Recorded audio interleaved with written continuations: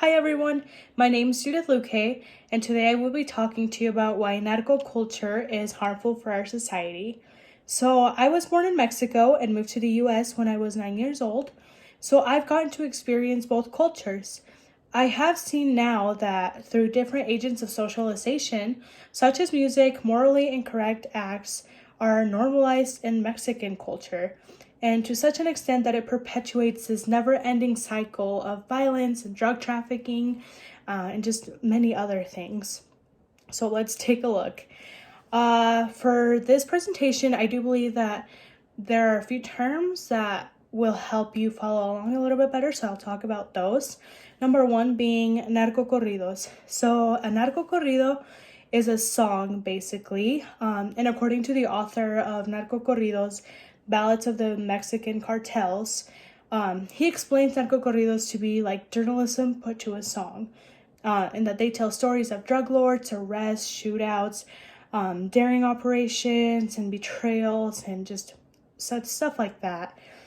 Narco corridos talk positively about illegal activities such as killing people, but just mainly drug trafficking. So you could think of a narco corrido as the kind of like Mexican equivalent of sometimes we see that hip hop or rap gets a bad reputation for talking about sexual acts and drug misuse and abuse. And so it's kind of the same thing, but more so on drug trafficking. To put this into perspective, I'll read you some lyrics to a song called Sanguinarios del M1 by Movimiento Alterado, which have been translated. So it says, with an AK-47 and a bazooka around my neck, blowing off the heads of whoever gets in our way, we are bloodthirsty, crazy, very twisted, we like to kill. And so these are very, very gory lyrics, but believe it or not, this song has almost 3.5 million views on YouTube. So it is a lot of views, and this song, is just 2.5 minutes of gory storytelling of what the cartels do. And so these individuals just listen to narco corridos over and over again. Another important term that I think we should know is drug lord. According to dictionary.com, a drug lord is a head of an organization or a network involved in illegal drug trafficking. And so I believe that individuals in Mexico who reside in Mexico, and even in the US, look up to drug lords for one of them being money.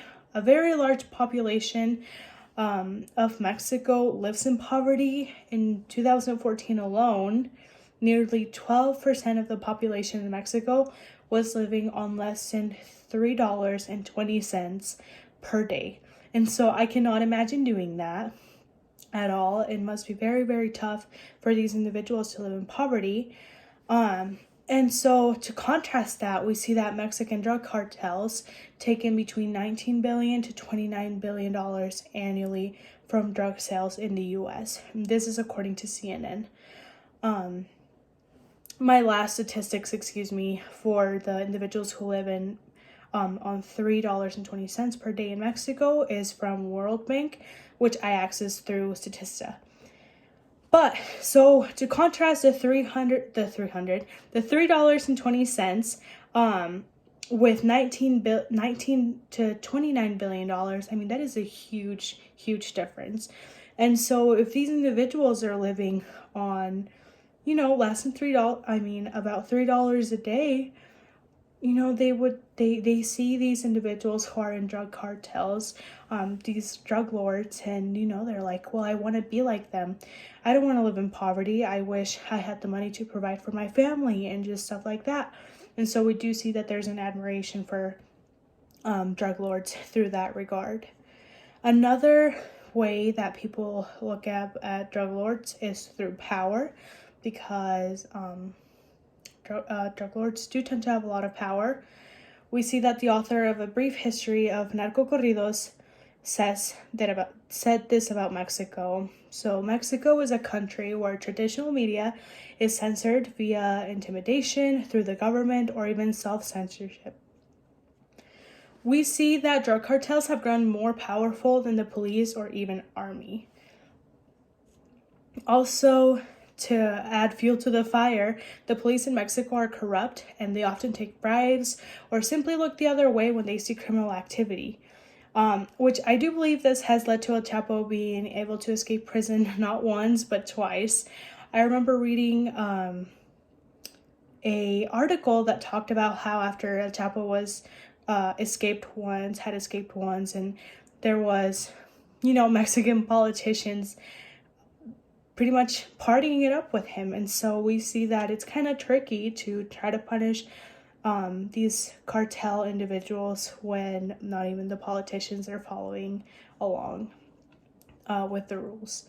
So I believe all of these things have led to violence. And so according to a 2018 Congressional Research Service report, many sources indicate that about 150,000 intentional homicides since 2006 were organized crime related. That is a very large number of people. And that's not even taking into account the individuals who die every year from drug overdoses or drug-related illnesses caused by the drugs trafficked themselves.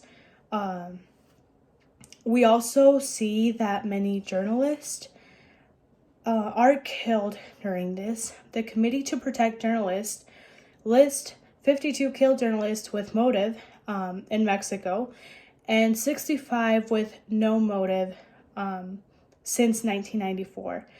That is a very alarming number because it is, a very dangerous job for journalists because they do know that they can be taken out by cartel.